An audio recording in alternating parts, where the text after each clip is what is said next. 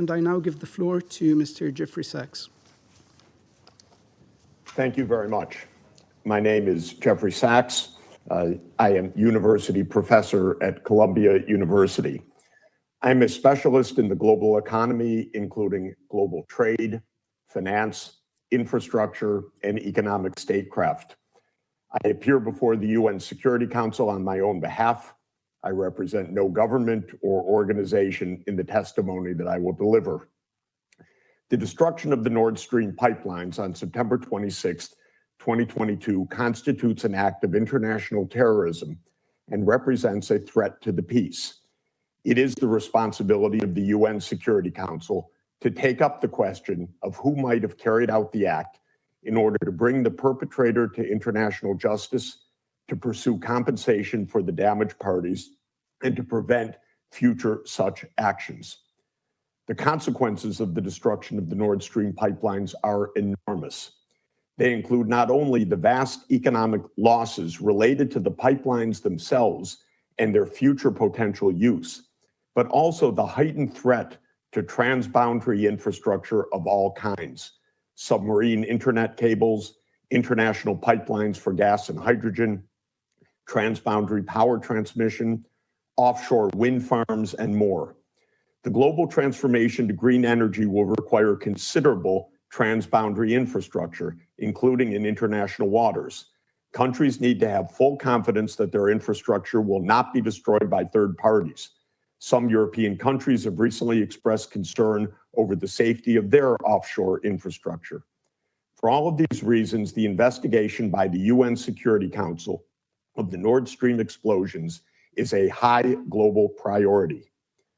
The destruction of the Nord Stream pipelines required a very high degree of planning, expertise, and technological capacity. The Nord Stream 2 pipelines are a marvel of engineering. Each section of pipe is rolled steel of 4.5 centimeters thickness and with a pipeline internal diameter of 1.15 meters. The pipe is encased in concrete of 10.9 centimeters thickness. The weight of each section of concrete encased pipe is 24 metric tons. The Nord Stream 2 pipelines, some 1,200 kilometers in length, contain around 200,000 pipes. The pipelines sit on the sea floor. Destroying a pipeline of heavy rolled steel encased in concrete at depths of 70 to 90 meters requires a highly advanced technology for transportation of the explosives, diving to install the explosives, and detonation. To do so undetected in the exclusive economic zones of Denmark and Sweden adds greatly to the complexity of the operation. As a number of senior officials have publicly confirmed, an action of this sort must have been carried out by a state-level actor. Only a handful of state-level actors have both the technical capacity and access to the Baltic Sea to have carried out this action. Include the United States, Russia, the United Kingdom, Poland, Norway, Germany, Denmark, and Sweden, either individually or in some combination. Ukraine lacks the necessary technologies as well as access to the Baltic Sea. A recent report by the Washington Post revealed that the intelligence agencies of the NATO countries have privately concluded that there is no evidence whatsoever that Russia carried out this action. This also comports with the fact that Russia had no obvious motive to carry out this act of terrorism on its own critical infrastructure. Indeed, Russia is likely to bear considerable expenses to repair the pipelines. 3 countries have reportedly carried out investigations of the Nord Stream terrorism: Denmark, Germany, and Sweden. These countries presumably know much more about the circumstances of the terrorist attack. Sweden, in particular, has perhaps the most to tell the world about the crime scene, which its divers investigated. Yet instead of sharing this information globally, Sweden has kept the results of its investigation secret from the rest of the world.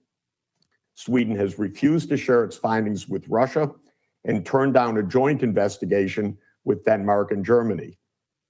In the interest of global peace, the UN Security Council should require these countries to immediately turn over the results of their investigations to the UN Security Council. There is only one detailed account to date of the Nord Stream destruction, the one recently put forward by investigative journalist Seymour Hirsch, ostensibly based on information leaked by Hirsch by an unnamed source. Hirsch attributes the Nord Stream destruction to a decision ordered by US President Joe Biden and carried out by US agents in a covert operation that Hirsch describes in detail. The White House has described Hirsch's account as, quote, completely and utterly false, unquote, but did not offer any information contradicting Hirsch's account and did not offer any alternative explanation. Senior US officials made statements before and after the Nord Stream destruction that showed the US animus towards the pipelines. On January 27, 2022, Undersecretary of State Victoria Nuland tweeted, quote, if Russia invades Ukraine, one way or another, Nord Stream 2 will not move forward, end quote. On February 7th, President Biden said, quote, if Russia invades again, then there will be no longer Nord Stream 2. We will bring an end to it, end quote.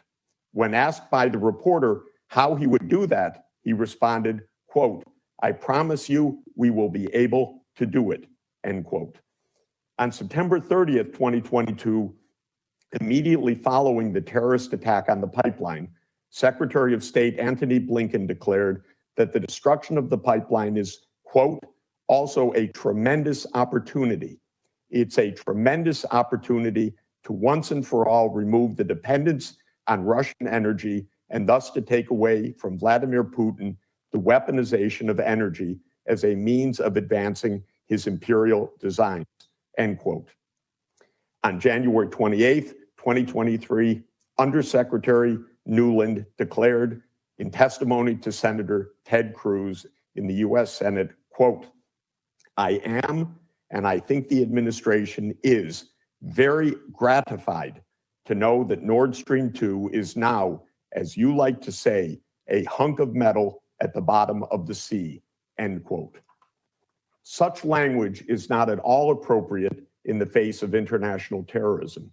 I hope that the United States, together with all other Security Council members, will condemn this act of international terrorism and join together in an urgent UN Security Council-led investigation of this international crime in order to determine the truth. The truth is not yet known by the world, but it is knowable. More than ever, the world depends on the UN Security Council to do its work to stop the escalation to a new world war. The world will be safe only when the permanent members work together diplomatically to solve global crises, including the war in Ukraine and the rising tensions in East Asia. The UN Security Council provides the unique global venue for that peace-affirming work. More than ever, we need a healthy, functioning UN Security Council carrying out the mission assigned to it by the UN Charter. A UN Security Council objective investigation of the Nord Stream terrorism, in which all countries contribute what they know, is important for the global confidence in this body, and most importantly, for global peace and sustainable development. Thank you very much. I thank Mr. Sachs for his briefing, and I now give the floor